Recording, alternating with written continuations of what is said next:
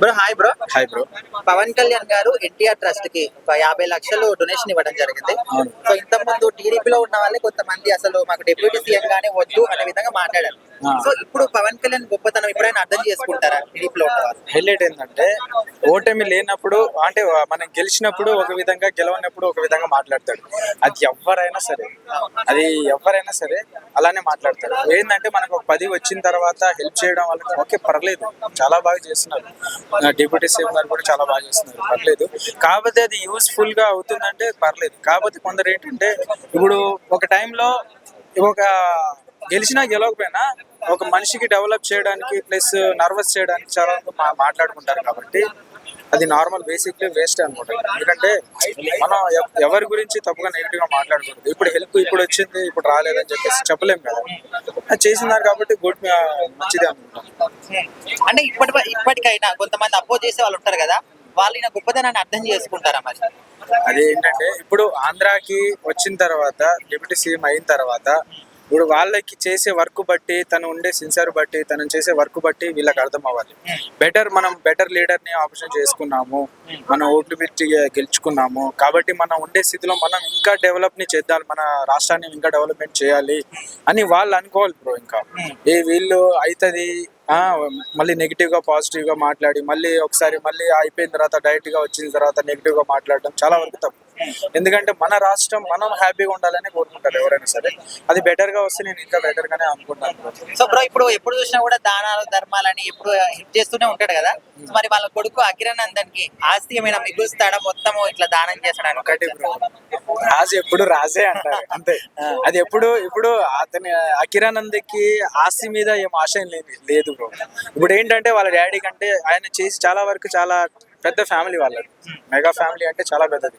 But ఇప్పుడు అతని ఆస్తి వల్ల నాకేదో లాస్ వస్తుందని అఖిరానందన్ ఎప్పుడు అడుగుతాడు. మా డాడీ ఎవరికి ఎలా చూసుకున్నా సరే నా వరకు నేను ఎలా ఉంటాను అనేది అతని అడుగు జాడలోనే అతను నడవాలనుకుంటాడు. అది అఖిరానందన్. అంటే ఇప్పటికే ఒక సినిమా గానీ ఇంకేం చేయకముందే కూడా పవన్ కళ్యాణ్ గారితో పాటు సమానంగా క్రేజ్ వచ్చింది.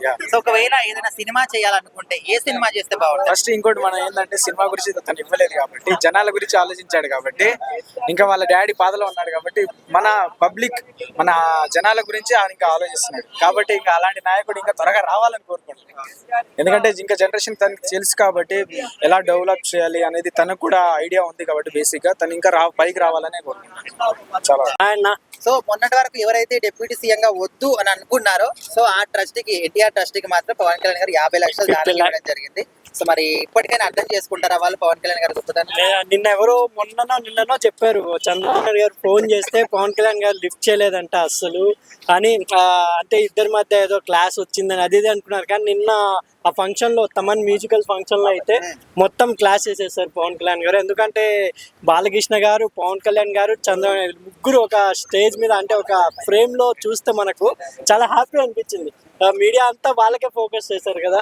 నేను చంద్రబాబు స్పీచ్ లో కూడా చెప్పారు, ఏం మనిషి అయ్యా నువ్వు, జస్ట్ గెస్ట్ అని పిలిస్తే 50 లక్షలు డొనేట్ చేసేస్తావు, ఓన్ డబ్బులు ఇచ్చేస్తావు, నిజంగా నీ అంత గట్స్ అందరికి ఉండాలి అని చంద్రబాబు కూడా పొగిడారు.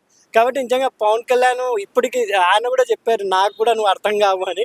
నిజంగా ఆయన ఎవరికి అర్థం కాదు, జస్ట్ విమర్శలు చేసే వాళ్ళకి కూడా ఆశ్చర్యపోయేలా ఆయన ప్రవర్తన ఉంటుంది. కాబట్టి నిన్న వితౌట్ అంతమంది పబ్లిక్ లో కూడా చెప్పులు లేకుండా వెళ్ళి స్టేజ్ మీద అంటే ఒక దీక్షలో ఉన్నారు. కాబట్టి అంటే ఒక ప్రైవేట్ ఫంక్షన్ అయినా ఒక ఇక్కడ ఓజీ అని తమన్ కూడా ఉన్నాడు కాబట్టి ఓజీతో మారుమూగిపోయింది.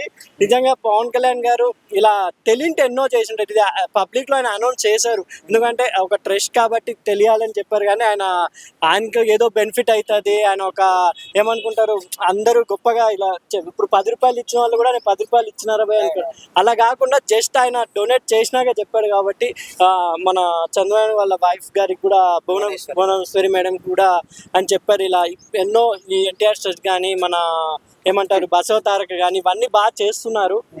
నిజంగా ఇప్పుడు ప్రభుత్వం వచ్చినా కూడా వాళ్ళు అమరావతి మీద ఎక్కువ దృష్టి పెట్టారు. కాబట్టి ఇంకొంచెం ఒక 4 years ఇంకా డెవలప్ అవుతుందని అనుకుంటున్నాను. ఎప్పుడు చూసినా ఇట్లా దాన ధర్మాలు చేస్తూ ఉంటారు కదా, మరి వాళ్ళ కొడుకుకి ఏమన్నా ఆస్తులు ఏమైనా మిగులుస్తాడా? అది కూడా నేను ట్వీట్ చూసిన మీ కిరానందన్ నీకు ఇచ్చిన ఆస్తి ఇంత ఫ్యాన్స్. ఎందుకంటే మీరు చూసారో లేదో థియేటర్ లో బొమ్మ పడింది అప్పుడే ఆ కిరానందన్ మిర్చి యాడ్ వేసి వాడు ఉన్నాడు వారసుడు ఎలా ఉన్నా అంటే హైట్ కట్అవుట్. నిజంగా సినిమా అసలు ఒక్క సినిమా కూడా అనౌన్స్ చేయకముందే థియేటర్ లో బొమ్మ పడ్డం అకిరానందన్ గారికి పవన్ కళ్యాణ్ ఇచ్చిన అదే ఆస్తి అనుకుంటా. ఎందుకంటే అదే ఆస్తి అకిరానందన్ కి, అంత హైట్ అంత ఉండే అతనికి. నిజంగా చెప్పాలి అకిరానందన్ గారికి ప్రజలు ఇప్పుడు ఆయన నిలబెట్టుకోగలిగితే పవన్ కళ్యాణ్ గారి ఫ్యాన్స్ ఆయనకు కూడా ఫిదా అయిపోతారు నా నమస్తే సార్. నమస్తే. So deputy CM Pawan Kalyan గారు ఎన్టీఆర్ ట్రస్ట్ కి 50 లక్షలు దానం ఇవ్వడం జరిగింది.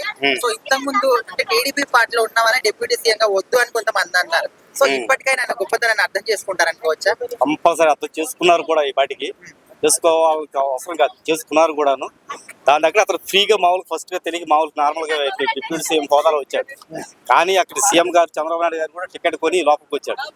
ఈ కాన్వర్సేషన్ అంతా చూసిన తర్వాత అతను మనస్ఫూర్తిగా చెప్పాడు, మేడం గారు ఫ్రీగా పిలిచారు కానీ నేను వచ్చాను, కానీ నాకు సబబు అనిపించలేదు కాబట్టి నేను 50 lakhs నేను డొనేషన్ మనస్ఫూర్తిగా చేయడానికి అంగీకరిస్తాను అని చెప్పేసి ఆయన మానవత్వాన్ని గొప్పతనాన్ని చాటుకున్నాడని చెప్పేసి మేము అందరం భావిస్తాం. అంటే టీడీపీలో ఉన్న వాళ్ళు ఇప్పటికైనా ఈయన గొప్పతనం అర్థం చేసుకుంటారా అనేది? ఆల్రెడీ మౌల్డ్ అయిపోయారు. టీడీపీ ఫస్ట్ వ్యతిరేకించారు. డిప్యూటీ సీఎం ఇంచుమించు దాదాపు చంద్రబాబు గారితో సమానం డిప్యూటీ సీఎం అంటే. ఇప్పుడు ఆ మౌల్డ్ చేసుకున్నారు కాబట్టి జనం కూడా ఇతను మంచితనాన్ని, ఇతను పరిపాలించే విధానాన్ని అన్నిటి సునిశ్చితంగా గమనిస్తూ ఈయన ప్లస్ పాయింటే కానీ చంద్రబాబు గారికి మైనస్ పాయింట్ కాదు.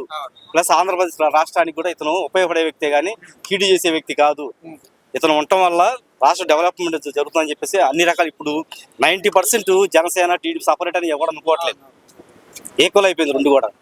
పరిపాలన ఇంచు ఆయనతో సమానంగా చేస్తున్నాడు. ఆయనతో ఇంకో 10 years చంద్రబాబు గారే ఉండాలి అని చెప్పి కూడా మనం చెప్పడం అనేది ఆయన మన మనస్తత్వాన్ని, మనోభావాన్ని జనానికి అర్థమైపోయింది. నేను అసలు స్వార్థం అనేది లేదు ఇతనిలో, రాష్ట్ర అభివృద్ధి అయితే చాలు అన్న ఒక వ్యక్తిగా ఆలోచిస్తున్నాడు తప్ప ఇతను పదవి కాంక్షించే వ్యక్తి కాదని చెప్పి జనానికి కూడా అర్థమైపోయింది.